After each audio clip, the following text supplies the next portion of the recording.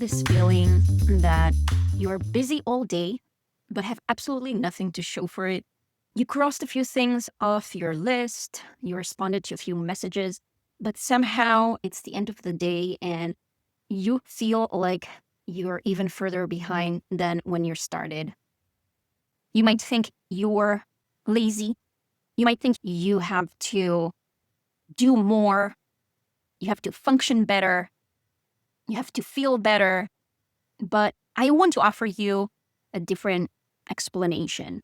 What you're feeling might not be within you. It might be a structural failing. And the good thing about it is that it has a structural fix. So, hello and welcome to the New Me podcast. My name is Mashav, and this is a show for women who are done surviving their divorce and they're ready to actually start building something. This is the first episode of the second season, and it's not going to give you affirmations or you've got this, and not just inspirational quotes. It will give you frameworks, tools, and honest conversations about what it actually takes to rebuild your life on your own terms after divorce. Each episode will take one real problem, name what's actually going on underneath it, and leave you with something that you can use today. So if you're past the crisis stage of divorce, you're not in this critical shock, but you're still wondering, okay, now what? That's exactly the place to start. When you are married, when you're in a marriage or a long-term relationship, even if it's a successful one or an unhappy one, it doesn't matter. You are running on a shared system. The system is implicit. The system is not something that you're necessarily aware of, but there are implicit rules about what's happening around your life. So it can be who decides what happens in the weekends, what's a good week look like, and what success means. When the marriage is gone, you're not just grieving the loss of that relationship. You are living your life inside an operating system that no longer exists. So every small decision feels bigger than it should be because there's no framework underneath it. There's no intentionality. It's a reactive old system. So the result is that you feel busy without getting anywhere. You feel like you're threading water just to get through the day. You're working hard, but you feel overwhelmed, disoriented. Nobody tells you that because when you're after divorce, everyone focuses on the grief, the kids, the logistics. But the problem isn't that you don't know what to do. It's that the system that used to tell you what matters, the system that you're used to, isn't there anymore. And without that scaffolding, you are hanging by a thread. And it's not that you are lost. You are just unstructured. And this is where we can build a system. And that's what we're going to do today. So let's move on to the framework of your personal operating system. You can create your own operating system, framework, some kind of structure to give you a way to shift from a reactive life to an intentional life. A structure that instead of draining you, gives you energy to live your best life. So I like to think about it as a system with 4 layers. So the first layer is your values. The values are important because they are the decision filter. These are the things that matter to you, the things that if you violate them, you feel misaligned. You feel it in your body. Having that layer is what will keep you from feeling dread every day from living a life that's not value oriented. The second layer are your priorities. At any given time, there are 1, 2, max 3 things that actually move your life forward.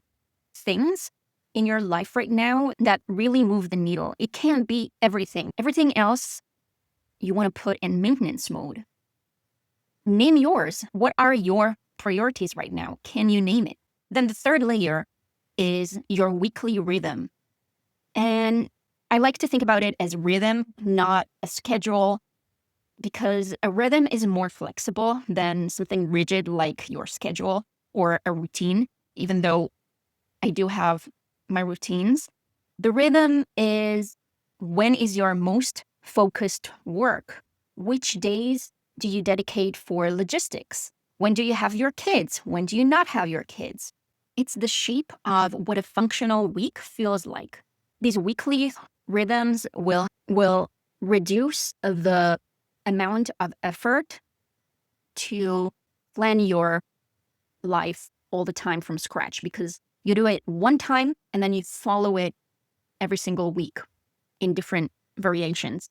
And then the fourth layer is your daily orientation. It's a 3-question check-in that you can do each morning. It should be 2 to 5 minutes, not more. It replaces those conversations that we used to have inside the relationship or marriage that we were checking in with one another. So now you're checking in with yourself. And this whole system takes time to build. We'll work through each layer over this season. But the one thing that you can start is that daily orientation check. Here's how it works. So I'm going to give you 3 questions. You can write them down on your notes app or sticky note. And these are just guidelines. You can make it your own type of questions that will fit better to your own life and situation. But this is a place to start. So just taking these 2 to 5 minutes every morning will replace your reactive day with an intentional day. So the first question is, what is the one thing that if I do today means that this whole day was worth it? If I do nothing else, would today still count? So it's not the most urgent thing that you can do, but it's the most meaningful. If you want to read about that more, I encourage you to read The One Thing, the book by Gary Keller. The second question is, what am I avoiding? And is it okay today, or is it a pattern to notice? So avoidance isn't always bad. Sometimes it's part of the prioritization. We can't handle everything all at once. Sometimes it's just rest. But this question makes the avoidance conscious. So you are choosing to avoid it. You are not just defaulting into it.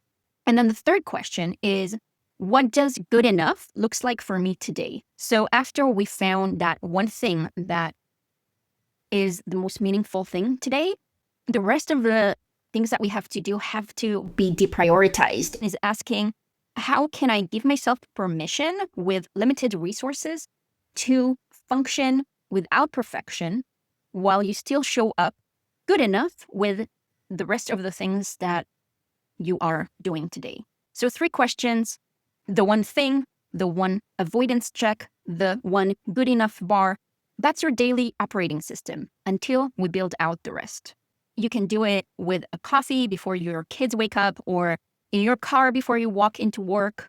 And it doesn't have to be perfect. It's just a way to start your day with a purpose and intention instead of in a reaction mode. So if you came in feeling like you are struggling to do it all and feeling like you're failing and this stage in life is just overwhelming and too hard. So first I want to tell you that it is really hard. You're not imagining it. It is one of the hardest things that a person can go through in their life. But now you are building your own operating system that can hold you through this stage of rebuilding to make it easier on you.